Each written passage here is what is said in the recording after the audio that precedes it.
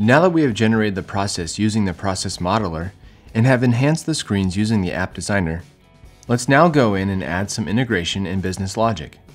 We will do that by using the integration builder. You can open up the integration builder from the Freedom Manager. Once I click on the integration builder, it will open in a separate tab. You will see 3 sections for the integration builder. First, on the left-hand side, you will see the projects as well as the toolbox. The toolbox has a whole series of what we call action blocks, which will be logic, utilities, web service, and so on. Each action block has a series of actions. In this case, the logic action block has actions such as if-else, loop, repeater, and so on. You have actions under the database adapter. You can connect to multiple systems like Salesforce.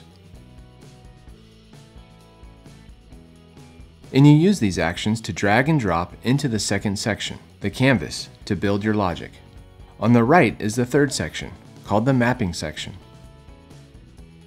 In this mapping section on the top, you will have something called the BOS, known as Business Object Service. This is a service which allows you to get data from your systems, manipulate the data, and get the data into the app you built in the process modeler. Below is an area where you map the rules. You can also extend those rules by adding your own expression. There is an operator that you can apply certain manipulation rules on the mapping itself. And below that, you'll see mapping in terms of path and expression. Under File in the main menu, you'll find all the important aspects of the integration service. The BOS menu will give you options of settings and configuration. You can also test it out, and there are templates as well that you can use right away. Now let's create a sample BOS from the timesheet map that we created in the process modeler. For this one, we have a few created. I'm going to create one from the timesheet entry. Let's click on Freedom Database and pick an action, SQL Insert.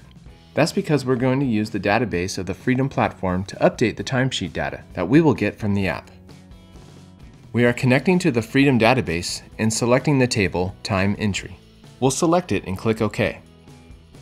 You will see in the mapping section, it brought in the time entry table data. There are some inputs that I can use. It gives me all the columns from the table.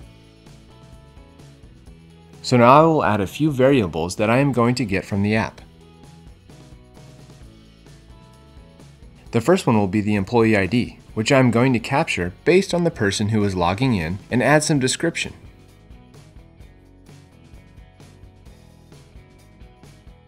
The second variable will be the date, because I want to capture the date in which the hours are being entered. And finally, the third input being hours itself. I can pick any data type I want. In this case, I'm going to pick number. And now that I have these 3 values, I'm going to map the input of the business object service, which is coming in from the app, to the employee ID. You will see the mapping and expressions here. I can go and edit it if I want to, apply more operators, but in this example, I will not be making any more additions. Click on Add, and it created a map between the employee ID coming in from the app to my table.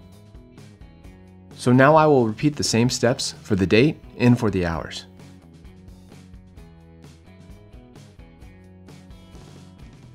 Once I am done, go to File and Save.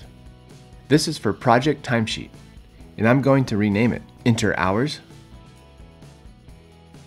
give it a description,